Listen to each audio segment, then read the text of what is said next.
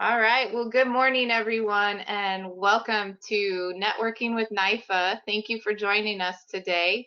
I'm going to do quick introductions here. I'm Robin Ambrose with NIFA, and then also joining us today from NIFA is Jackie Young, our Chief Homeownership Officer. Hi, Jackie. Good morning.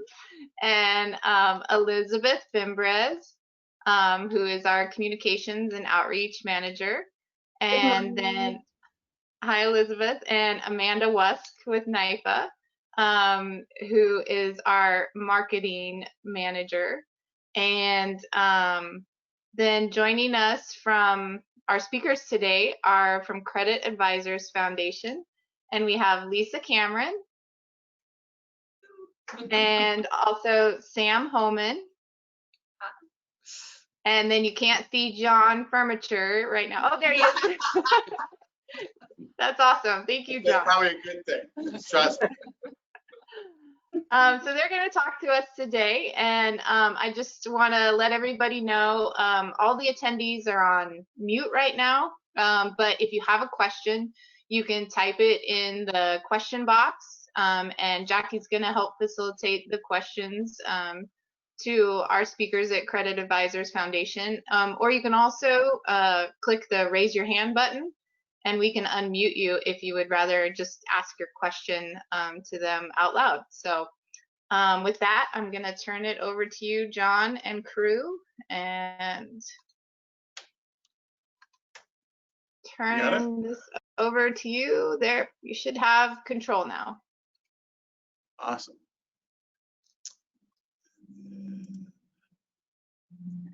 And we're ready to go. I'm just going to turn over to Sam Hohman, our President and CEO. Hi, well, thanks people for joining us today. We love an opportunity to talk about the services that we provide. It's not always super obvious what we do over here, and that's honestly a good thing. If you haven't heard of us, then you are probably in good shape financially. But all of us know somebody who isn't, and all of us have probably been at some point in our lives a little less than sure about our financial footing. And so we'd like to just explain a little bit of what we do around here. Go ahead forward. So our main mission is just to empower consumers. It's, you know, the classic phrase that it is very expensive to be poor.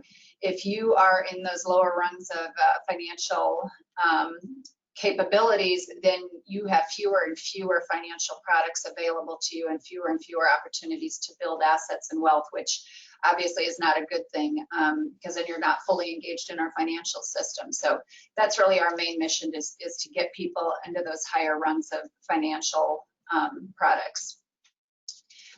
That honestly, for a majority of our clients, starts out with just becoming debt-free. Not always. There are some people that have zero assets and zero credit, and we can help them as well. But the largest part of our focus is on becoming debt-free, because you honestly can't build assets till you get to a manageable point with your debt. We do this through a number of, I'll call them products, but most of what we do is highly regulated, and we're required to have a lot of different certifications and approvals. So we are nationally certified by the Council on Accreditation. They're the same people that would certify, for instance, Boys Town. We are a member of the National Foundation for Credit Counselors, the FCAA, the Housing and Urban Development. We are a HUD agency, and we're also approved by the Executive Office of the United States Trustees. They are who handle all bankruptcies. Every single member of our staff are certified personal financial counselors. We have multiple language capabilities. We have Spanish, Korean, and Thai on site, but we also have regularly hire interpreters so we can make sure we cover everybody. And then we're also a member of the credit bureaus. We can do soft pulls with all three, Experian, Equifax, and TransUnion, and those are soft pulls. We like to remind people that because when we pull your credit, it does not impact it. Go on. So every single client that comes through our door kind of goes through a triage, and first off is budget counseling. What money do you have now and how are you spending it? Then we take a look at their credit and try to figure out, are they handling that well? A majority of this is done through a credit report review, so we will pull their credit, see if there's things on there, see if there's identity theft issues, see if there's maybe judgments that they're unaware of or outright errors. We're not a credit repair agency per se, but we certainly provide those services and help consumers make sure that their credit is an accurate reflection of what's going on with them financially. We then wrap all of this into an action plan and tell the consumer, here's what you're going to do to get on a better track and reach your financial goals, and here's what we're going to do. And then there's, definite schedules put with those action plans, whether it's, in 30 days, we'll check with you on this, maybe it's 60 days, maybe it's 90 days. It all depends upon what it is that we're putting into that action plan. Obviously, along the way, we're trying to give them some financial tips and educate them. I think the misnomer, though, is that a lot of people think that if you're having financial problems that you are not financially literate, and often the exact opposite. People who have very little money really can make their money work for them much harder than we can. So although we have those resources, that's not always what's needed. And then obviously a lot of follow-up counseling, make sure that, again, that they're realizing that their goals are just steps away and they need to follow the steps.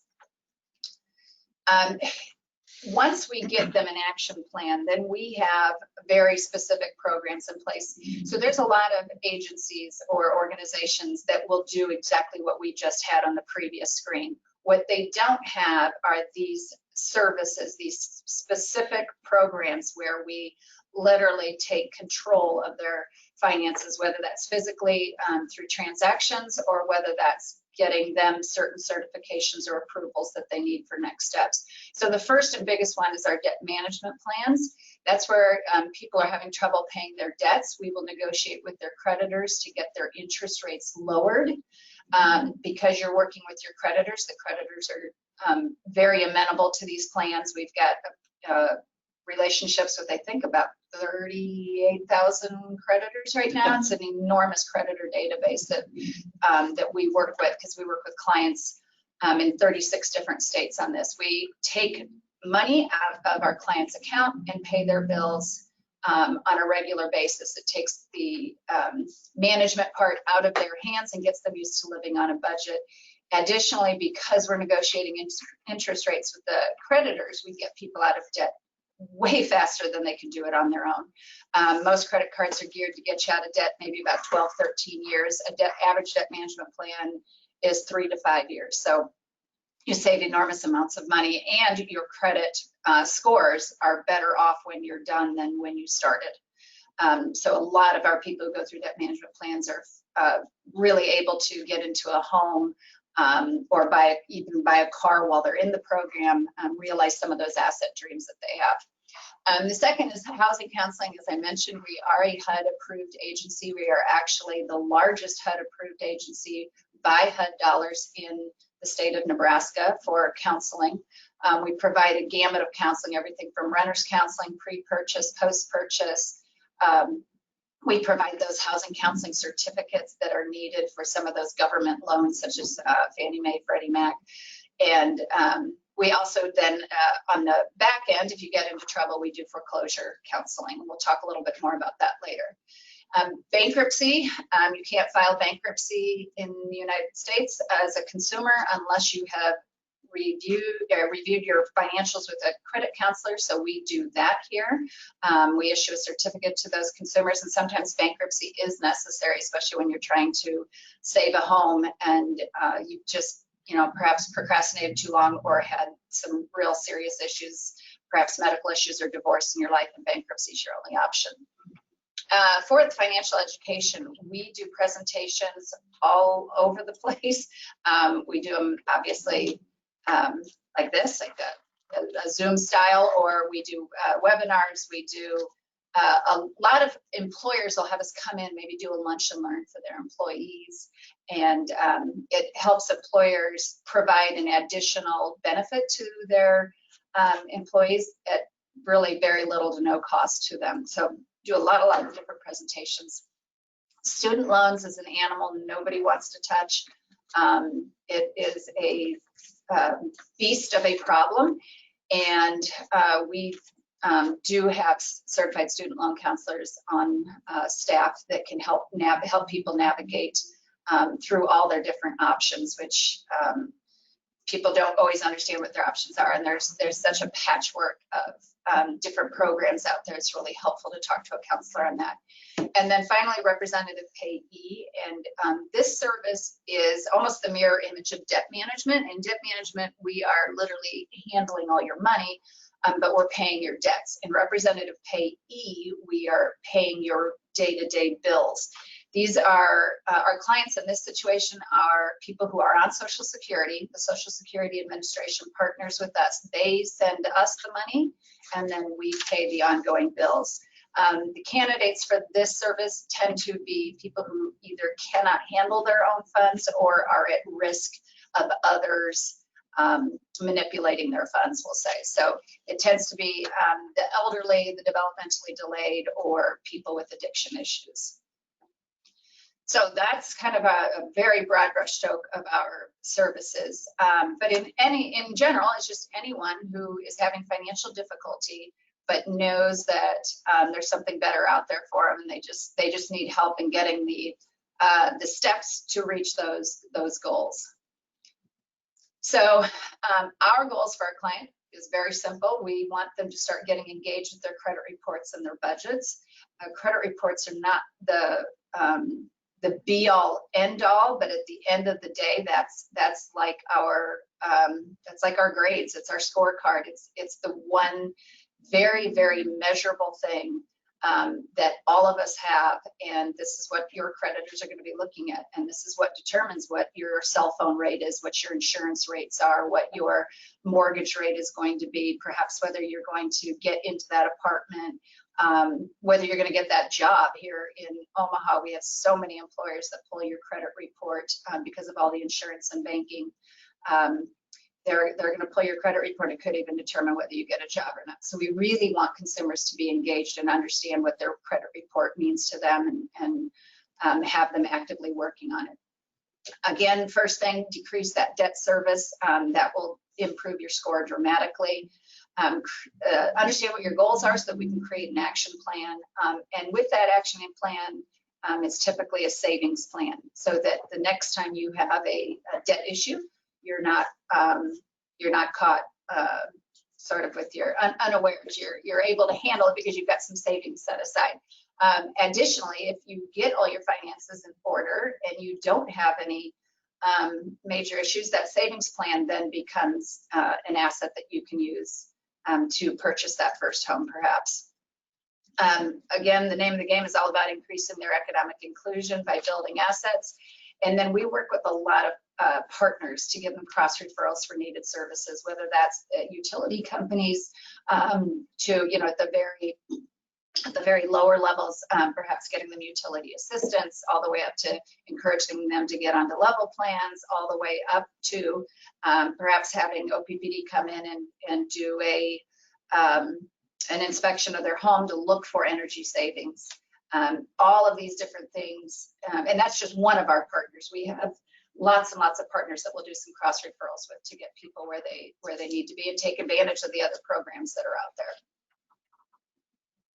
Next. So boiled down, we want our client to have control of their financial system, understand that it's not happening to them, that they need to take control of it and create their own future. They need to stay focused on it, and eventually that will give them lots of choices. So just some of the partners that we partner with out there in terms of either providing their constituents financial literacy programs, or counselors are, NIFA, Bridges Out of Poverty, Omaha Housing Authority, Project Houseworks, Iowa West, lots of different groups that rely on us to provide their financial counseling to their constituents, which is great. Let them do what they do best, and we'll do what we do best. So to get into like a little bit more about how these work, and especially the effects of COVID and what's been going on lately, because it's a little bit of a Wild West, to say the least, out there right now. A typical debt management plan, a client will come to us, they're behind on their debts. Creditors are going to expect full payment. In other words, you're going to have to pay 100% of that principal back. They will, in return for going on a debt management plan, lower your interest rates. The average debt we see is about $14,000, but that $100,000 is not even the max. We've seen as high as $250,000 in credit card debt, and we can do something about it. You don't have to file bankruptcy. The 2,000 is really kind of the bare minimum. Anything below that, the person is probably just that A-type person that's kind of freaking out. We can just give them a few steps and not actually have to take over their finances. But these plans last anywhere from about 3 to 5 years. That is by state law. State laws determine how our debt management plans work. And prior to COVID, about 5% of our client base would miss their monthly payments. So we had about 95% of them paying, which is great. It's a really wonderful group of clients that they just want to pay their debts. They don't want to file bankruptcy. They want to recognize, yep, I made these expenses, but I just need a little bit of help to get them paid back. Now, the other option people have is a debt settlement plan. We historically and traditionally have not done debt settlement plans, and there's lots of reasons for that. These are the guys you see advertising on television. It's a service. It's right for about 1% of the people out there. And otherwise, you should run for the hills and not do a debt settlement plan. Here's the problem with debt settlement plans. You have to be in a charged off situation before they can even approach a creditor to settle on your debts. And so basically when you call them, they're telling you, we're going to trash your credit before we're even going to make an offer to a creditor. It's not a good situation. The creditors do not like debt settlement companies. You're not working with your creditors. And so most of them, well, all of them will continue to charge interest and penalties. And some of them will just take you to legal. Discover doesn't settle with anybody. It's an automatic suit. Their average debt is much higher. That's because they have to handle higher debt in order to make it financially work for the debt settlement company. That's why when you see those ads that say, if you have 10,000 or more in debt, that's a debt settlement company. And the collection activity obviously continues. And we get many clients who are about 6 months into their debt settlement plan, and their credit is absolutely ruined. They're getting sued. The harassing phone calls never end, and it's not a good scene. So we rarely, if ever, recommend a debt settlement plan. But the reason I wanted to go over that is because what's happening in the debt management industry now, if you can go to the next slide, John, thanks. COVID hit us, and our industry was super, super responsive. We've gotten together, and this is nationwide. This is multi associations that got together and said, you know, we don't care about competition. We don't care about stepping on each other's toes. We don't care about if we're in different association groups. We're going to work together on this. And the 3 different responses they came up with were a 72-month DMP. Well, if you recall from my slide on debt management is by law limited in states to 36 to 60 months. So as a part of this, we had to go to every single state in the country and request that they allow us to do these longer plans. What that allows us to do is do a even smaller payment, because now you're going to extend it out over 72 months, up to 72 months. So now people who are on COVID, who have limited income, can still join a debt management plan, and they're not having to go to the debt settlement dark side.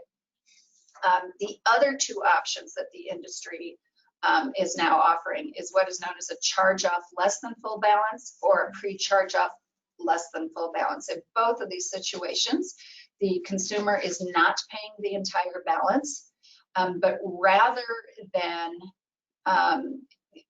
acting like a debt settlement, this is in full cooperation with the creditors. We've gone to every single major creditor in the country to get their approval on this, and further we had to go to the Office of Comptroller and Currency, that's the OCC that regulates all of those national credit card companies, and get their blessing on both of these plans.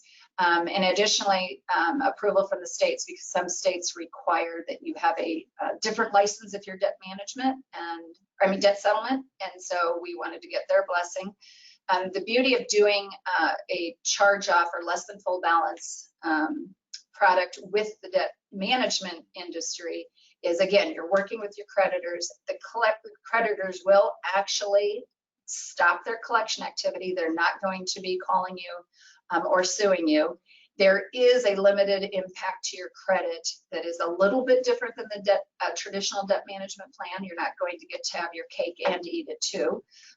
So they will impact your credit a little bit more than had you done the debt management plan. But at least this option provides you breathing room without having to go to the debt settlement agencies, which really are not a good option for a consumer. That is sort of in a nutshell what's going on with debt management and COVID. Now let's turn to housing. And I think Lisa's going to chime in here on housing. But so our first brush with what would have been, massive counseling in the foreclosure area would have been around the 2008, 9, 10, 11 time frame when, the mortgages were just hitting the fan for sure. The industry was caught completely flat-footed, had no idea how to address this.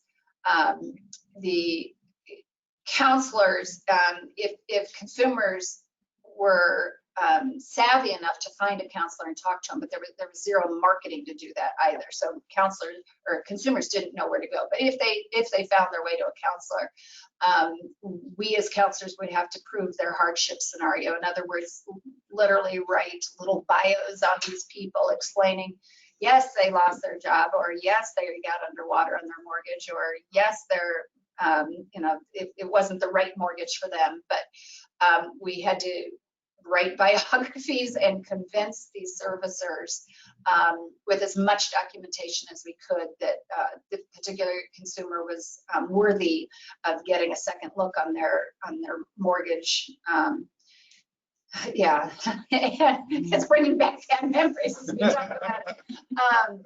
Because the servicers and investors were not prepared for this. Some servicers didn't even know who the investors were. It was Deutsche Bank and they needed to get some Swiss approval, or it was a nightmare. But they would lose the package. The counselors would follow up. The servicers would sit on the package. You'd have to redo the package.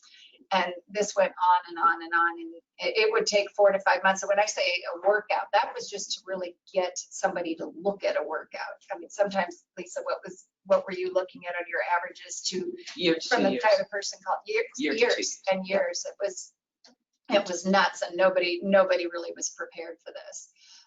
Now in a COVID scenario, we're all ready for this, and that's the I guess one of the few good things that came out of the mortgage crisis of 2008 is now when a client is behind, and that's we know we're already, everybody that calls now, we're asking what's your virus-related hardship. That's that VRH.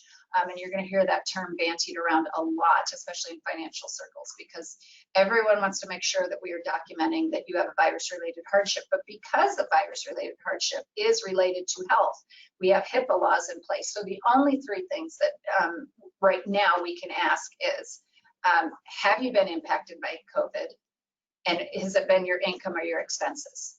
And that's it. We can't really even ask you if you have it, just whether you've been impacted and whether it's affected your income or your expenses. So that gets done with everyone. Government entities and the servicers and even the investors, we've all been through this before. So now we know what it looks like. We know how to, they know how to set up hotlines for this. They know how to get their forces in order and create specialized groups to address everything we're going to be seeing coming down the pike. The difference between this and the debt management side, the debt management side was very industry driven. It was the debt management counselors really taking that bull by the horns and going to the government entities and saying, here's what we need, here's what our consumers need. We don't have as much pull in the mortgage world. It's a much more sophisticated world. And so each servicer is sort of announcing their own approach. And there is not really any unification. The only unification you're going to see is the moratorium on foreclosures of government-backed products, FHA, VA, USDA, Freddie, Fannie. There's a moratorium on foreclosures, but if your loan is outside of that, then it's still a little bit of Wild West, but they have learned, again, they've learned lessons. They are trying to work with consumers, which from our point is at least a start. One thing is for sure, almost everyone is requiring that the counselor initiate these emergency response protocols. In other words, they want consumers, they want to hear from consumers, but they want consumers going directly to counselors, and the counselors have access to the information that is necessary, and really to sort of dig through the massive amounts of information that's out there from each servicer and each investor. Right now, for the most part, some of the ways people are interpreting the CARES Act is that forbearance is immediate once a consumer makes themselves known as having issues. I think right now, Lisa, you were saying that's through June 30th, most forbearances are being honored for? The foreclosures. Or the foreclosures, is okay. through June 30th. Yeah. But they're doing the 90 days on the forbearances. On the forbearances, okay. And we have yet to know what the average modification time is. We're sitting here in Nebraska, but as I think I told you, we handle consumers all over the country. In Nebraska, people got their heads down. A lot of people are still working, still paying, still figuring it out, making it happen. That is not the case in other areas. We are at least seeing a huge influx in our Arizona office. And it's just one of the beauties of living in Nebraska. We're not as impacted, it seems, from things, but we're going to be hit very hard, and for no other reason than people know it's an option. And so that's going to be, it's going to bear itself out. Yeah. What's our next slide? Oh yeah. So just as an example, if anyone thinks they want to dig into this, this right here is just Fannie Mae's very high level information that we have and we're dealing with in terms of what are the relief being offered, what's the forbearance terms, what are the penalties to the consumer, how's this going to impact their credit report, and what documentation is needed. We have a chart that looks similar to this for all of the government lenders, and it's beginning to get worked on for all of the private lenders. It's not for the faint at heart. And so, if there's anything we can stress upon the consumer and or people who have access to consumers who need help is to refer them to a counselor. You don't want to be, miring through all this on your own. Here's all the ways to contact us. But I'm betting y'all have a lot of questions. I didn't want to spend a lot of time on our presentations because we want to hear what you all are experiencing or the questions that you might have or the questions you're being asked of your constituents. And I know either Jackie or someone's going to pop on and read us those questions if they have them. Oh, great. Hello. Thanks, Jackie. Thank you very much for your presentation. That was great information. So the first question that we have is this person says great information sharing. So the slides beyond the NIFA site. And the answer is we will post on NIFA.org if possible. We'll share that with everyone. So I don't see other questions for you right now, but I do have questions for you.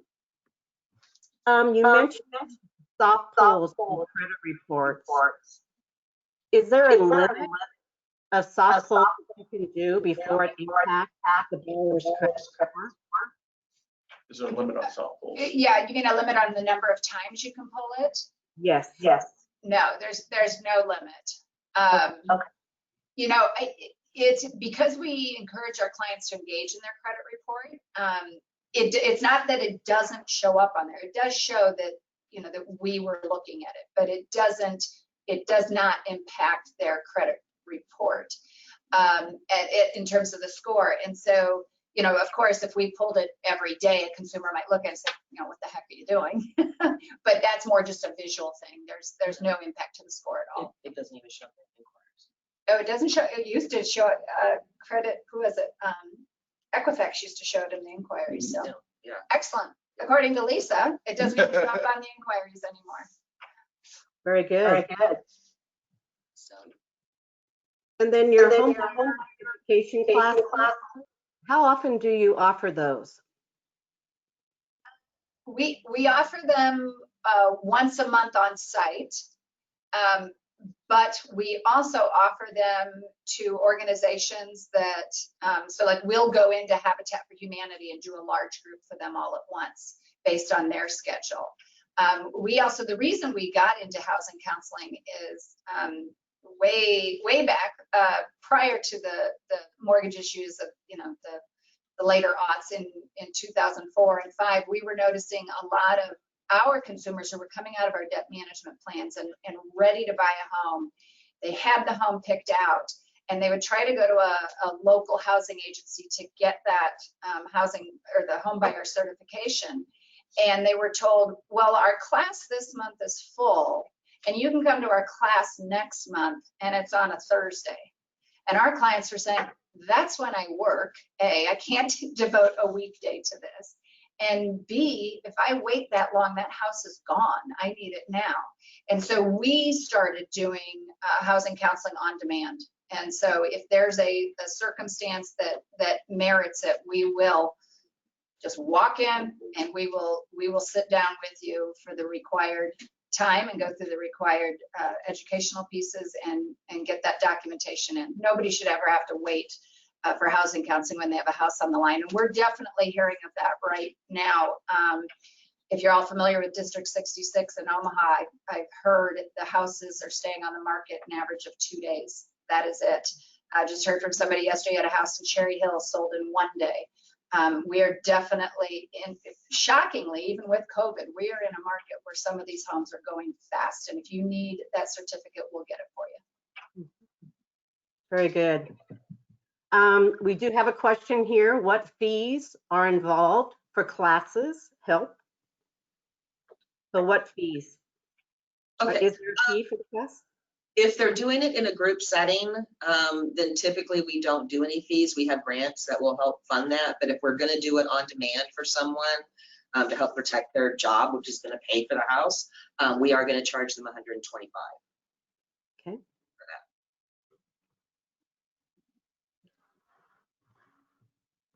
that. Do you get very many referrals from lenders, or are consumers coming to you directly?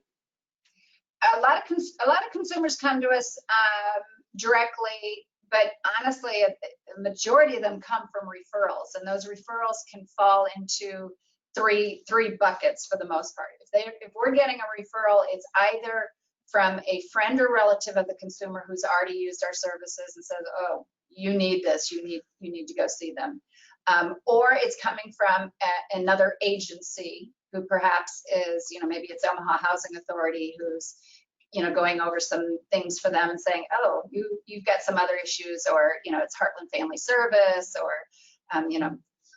lots of agencies in town will see that individuals have an issue that they need to come talk to us. And then the third is definitely the creditors.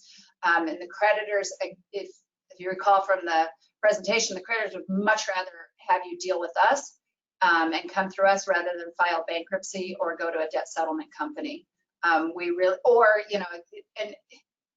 they're a necessary evil, but even the payday lenders, I mean, we're your best option when those are your choices. And so a lot of creditors refer us. We have really, really strong relationships with some of them. For instance, First National Bank has one of our counselors sit in one of their branches 2 days a week, just so that there's somebody, so that when they're talking to consumers looking for a loan and they have to maybe tell them not now, rather than just rejecting the loan, they walk them right across the hall to our counselor and say, talk to them, and they will get you on the road so that we can get this loan approved.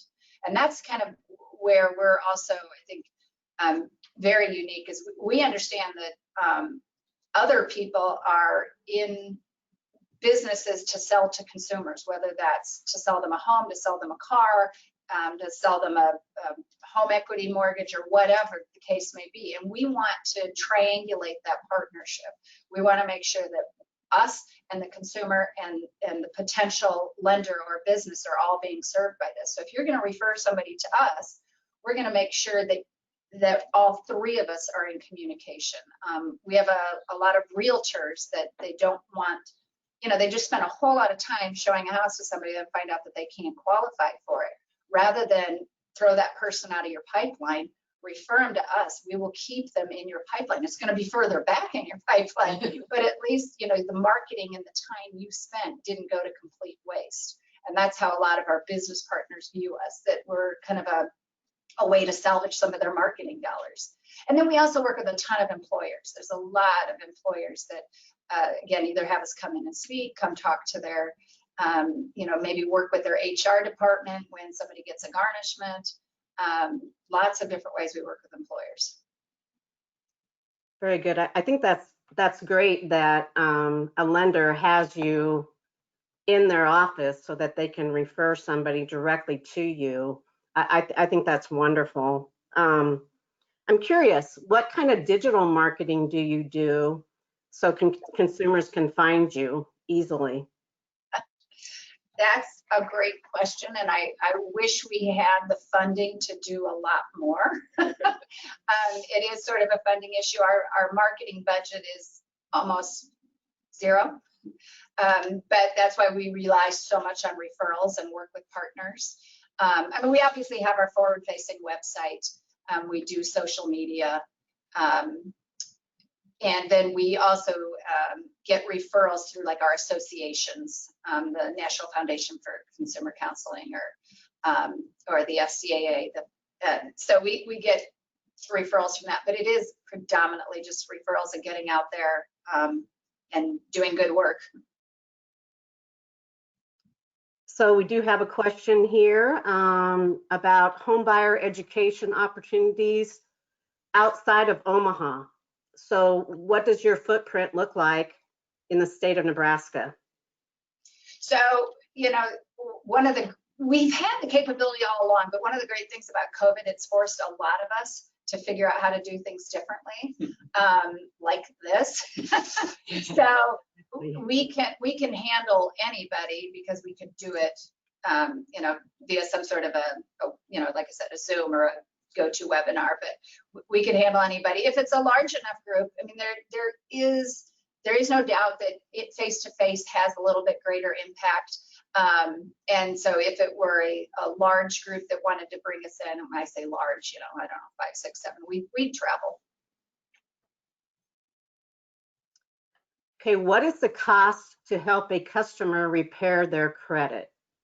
Okay, so that's a great question. So again, we don't, in the traditional sense, repair credit. So if you hear that there's a credit repair firm out there, often what they're doing is barraging the credit bureaus with letters that the credit bureaus only have 30 days to respond, and at some point the credit bureau is going to miss a deadline and it's going to come off your credit, and then you're going to see a spike in your credit score that lasts about 30 seconds, because as soon as the creditor gets caught back up, then it plummets again. So that's sort of what some people think credit repair is. If you're talking about sitting down with somebody, counseling them, taking a look at their credit report and saying, here's the things you need to do to get this back on track. And we'll even give you forms for those letters, but we're not a chop shop, so to say. All that counseling is free of charge. We don't charge for that one slide where I said, okay, everybody gets a budget, everybody gets a credit report review, everybody gets an action plan. We don't charge for that service. It's not until we start actually handling the money, say a representative payee service or a debt management plan, or where we're doing something really intensive and particular, where we're partnering with another organization, that we start getting into costs. And that's strictly because handling other people's money is a very expensive endeavor. There's lots of licensing, bonding, bank fees, and checks and balances that we have to pay for. So, but the initial counseling to just go over somebody's credit report and say, here's what you got to do to make this right. And all the follow-up counseling, that doesn't cost. Okay. Student loans. So what is the average amount of student loan debt from consumers that you're working with? Okay, sorry, I interrupted you with gallows humor, so I'm sorry I didn't hear part of the question. Yes, student loan debt. So what are you seeing the average amount of student loan debt of consumers that you are working with?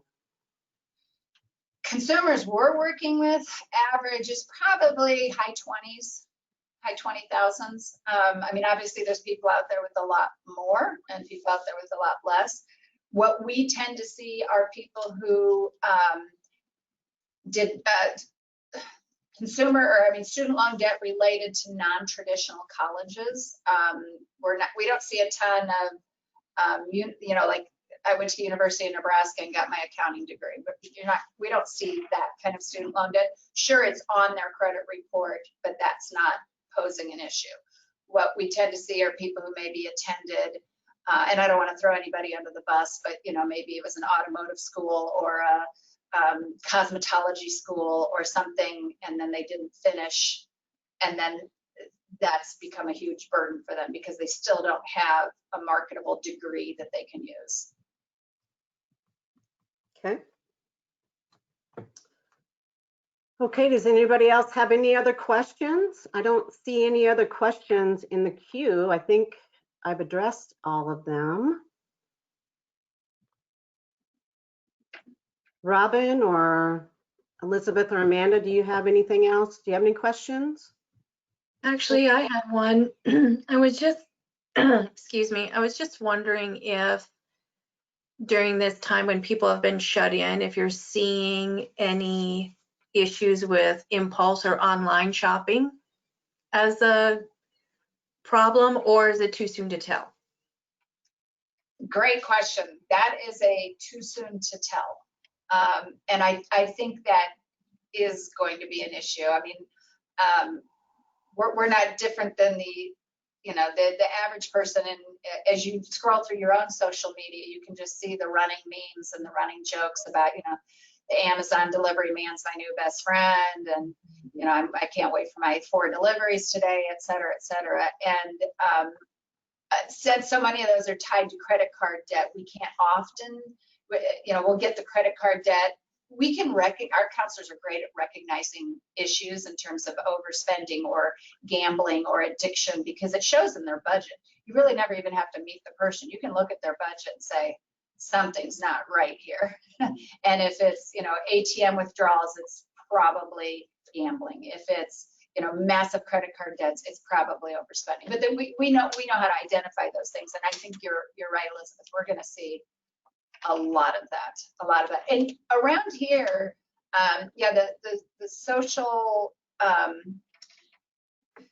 think the lack of social interaction, we're seeing some of our more anxiety-filled clients wanting meetings. Can we come in? I think they just want to make sure that we're still here. There's still a human on the other side.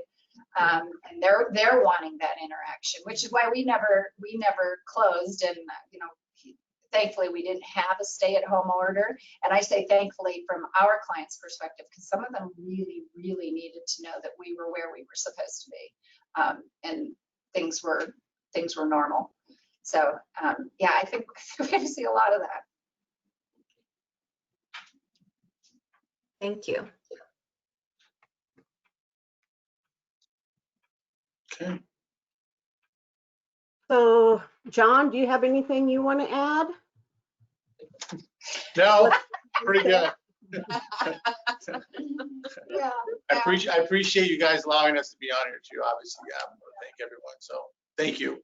Yeah, if there's any message we could give to anybody, on is if you or anybody you know are experiencing any financial difficulties, just give us a call. We have a ton of knowledge, a ton of subject matter experts, and not surprisingly, but thank God for our area, we really are plugged in at a national level at what's going on and what's happening, and programs that are going to be offered or about to be offered or proposed. So we've got a lot of tools to help people through anything right now.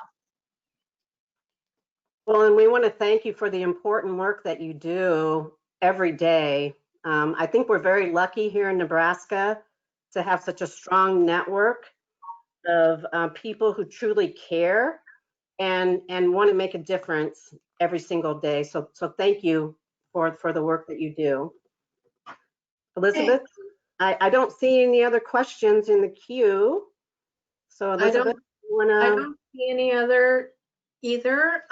This was recorded, so it's going to be on our website and all the information will be there. Just reach out to us if you need anything else. And then don't forget, next Wednesday, we have another webinar coming up for our conference connection, and it's the disaster recovery update. So that's next up, and we really appreciate everybody joining us today.